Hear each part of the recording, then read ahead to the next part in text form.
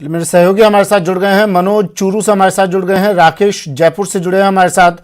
मनोज, मैं आपके पास आ रहा हूं। पहले क्या अपडेट है आपके पास? अब पुलिस क्या कर रही है इस पूरे मामले में, या अब भी गहरी नींद सोई हुई है, नींद से जागी कि नहीं चूरू पुलिस? कि जो गैंगवार का पर्याय बन चुका है हरियाणा का से सटा जो राजगढ़ इलाका है, वहां अभी भी जो ढाणी मौजी के अंदर कल जो गैंगवार की घटना हुई थी उसके बाद में अभी भी जो शव हैं वो मौके के ऊपर ही हैं और ग्रामीण और परिजन है वो इस मांग के ऊपर अड़े हुए हैं कि जो आरोपी हैं उन आरोपियों की जल्द से जल्द गिरफ्तारी हो और गिरफ्तारी के बाद ही शव है वो पुलिस को लेने दिए जाएंगे। इसके अलावा जो मृतक के परिजन हैं उनको 50-50 लाख रुपए का मुआवजा है वो दिया जाए और जो हमीरवास थाना है उस पूरे थाने को सस्पेंड किया जाए, क्योंकि ग्रामीणों का स्पष्ट ये कहना है कि जो हमीरवास थाना पुलिस है उसके द्वारा बड़ी लापरवाही है वो यहाँ बरती गई है।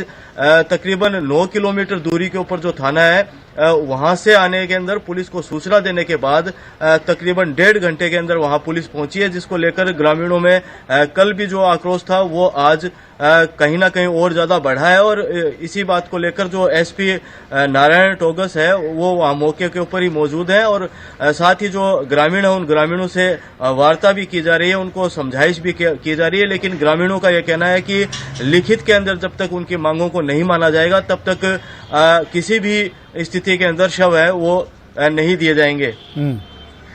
मनोज, आपने बात की इन जिम्मेदार पुलिस वालों से, 1.5 घंटा क्यों लग गया साहब? इंतजार किस चीज का था? इंतजार कर रहे थे कि अपराधी वारदात को अंजाम दे, आराम से निकल जाए और उसके बाद एक खैनी चबाते हुए पहुंच जाए मौका वारदात पर। क्या कर रहे थे लोग 1.5 घंटे तक? बिल्कुल, जो आक्रोश है वो इसी बात का है।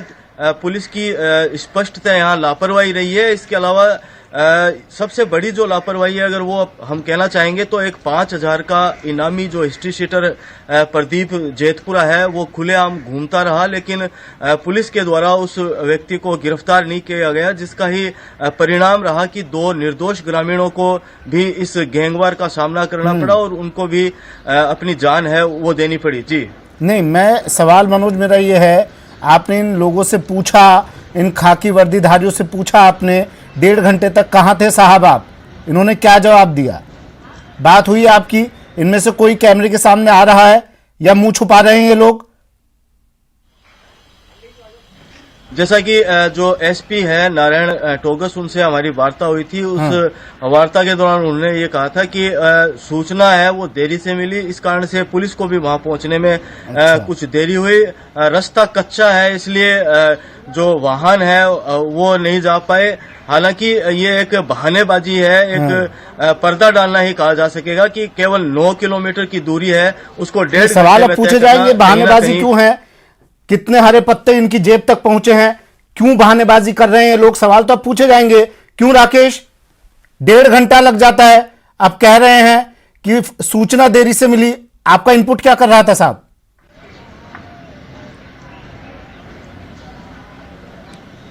देखिए सुमित, आपका यहाँ पर ये कहना बेहद जरूरी है और राजस्थान पुलिस के लिए ये कटाक्ष करना भी बहुत जरूरी है, क्योंकि जहां रेस्पॉन्स टाइम की बात आती है और राजस्थान पुलिस दावा करती है कि 11-12 मिनट रेस्पॉन्स टाइम है हर जिले का, यानी कि कभी भी कंट्रोल रूम के पास कोई सूचना आती है तो 11 से 12 मिनट के अंदर पीसीआर, सिग्मा, चेतक या थाना अधिकारी मौके पर पहुंच जाता है।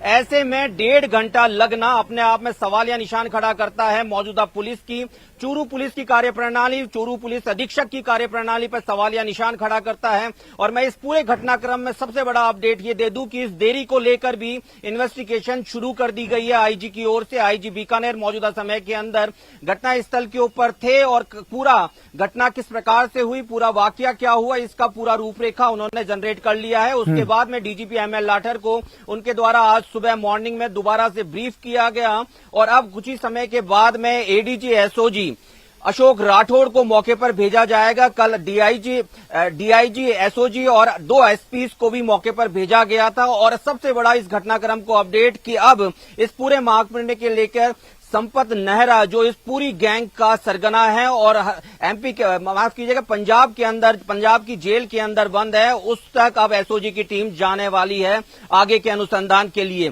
क्योंकि इस पूरे घटनाक्रम के अंदर पुलिस का लैप्स सबसे ज्यादा पाया गया। पुलिस 1.5 घंटे तक मौके पर नहीं पहुंच पाई। ये पूरा वाकया हुआ, बदमाशों ने एकाएक फायरिंग नहीं करी, उस घटना स्थल के ऊपर पहले रैकी की गई, उसके बाद में हथियारों के साथ में बदमाश क्राइम सीन तक आए और ताबड़तोड़ फायरिंग करी, जिसके अंदर 3 लोगों की मौत हो गई। ये बदमाश दिल्ली के हैं, क्योंकि वहां पर मौजूदा समय के अंदर जो आईडी मिली है उस बदमाश की, जिसकी डेथ हो गई, उस आईडी के आधार पर एक टीम को दिल्ली भी रवाना किया गया है।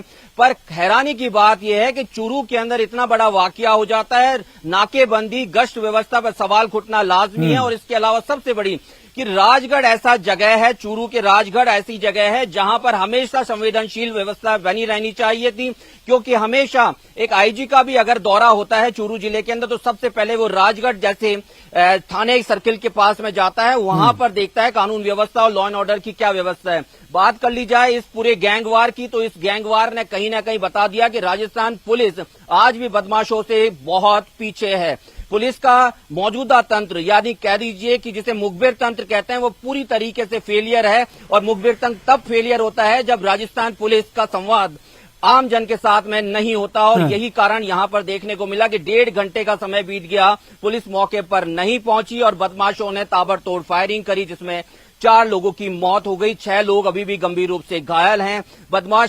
6 लोग जो बदमाश यहां पर फायर करने आए थे, उनमें से एक व्यक्ति अभी भी घायल अवस्था के अंदर है, उसका उपचार चल रहा है। और उसी की निशानदेही के ऊपर अब आगे का अनुसंधान राजस्थान पुलिस करने वाली है। डीजीपी लाठर का कहना है कि पूरा घटनाक्रम कहीं न कहीं सवाल खड़े करता है, वो मानते हैं, लेकिन इस पूरे घटनाक्रम से जल्द पर्दा उठे, कौन गैंगवार था, किनके बीच के बीच रिलायबल थी और इस पूरे वाकये को लेकर अब क्या हो सकता है, इसको लेकर अब एडीजी को भेजा जाएगा मौके पर। और इस घटनाक्रम को लेकर एक अपडेट ये भी है कि दिनेश एमएन से भी पूछा गया है कि वो क्या समझते हैं इस पूरे वाकये को लेकर। और राजस्थान पुलिस को कम से कम ऐसे वाकये के अंदर जहां पर गैंग वॉर हो रही है, राजस्थान के अंदर सवालिया निशान खड़ा हो रहा है। पपला गुजर एक अपने आप में एक ज्वलंत उदाहरण अभी शांत हुआ है, उसके बाद में इस तरीके के चूरू के अंदर वारदात हो जाना सवालिया निशान खड़ा करता है हमारी लॉ एंड ऑर्डर की व्यवस्था को। हमारे ग्रास रूट पर बैठे हुए पुलिसकर्मी किस प्रकार में फील्ड के अंदर आम जन के साथ में संवाद करते हैं, इस तरह की पूरी रणनीति अब मौजूदा समय, क्योंकि लाठर अपने आप के अंदर इस पूरे घटनाक्रम को बड़ी गंभीरता से लेके बैठे हुए। कल जिस प्रकार से हमारी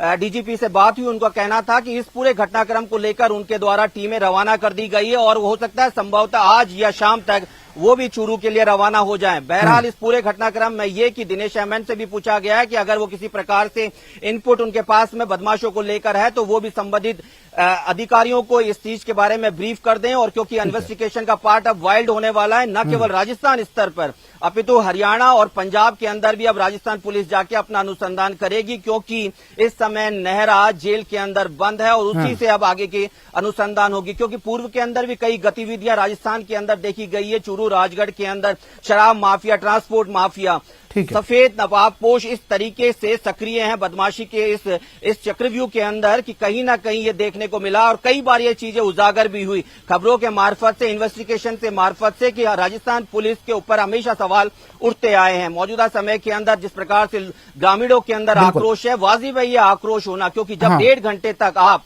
मौके पर नहीं पहुंचते हो नहीं। तो देखिए अब सवाल करने से क्या फायदा राकेश, पुलिस के प्रति जो अब तो एमएन लाठर साहब एक्शन में आ गए हैं। एमएन दिनेश साहब से भी बात करेंगे, सलाह मशवरा लिया जाएगा। 4 लोगों की मौत के बाद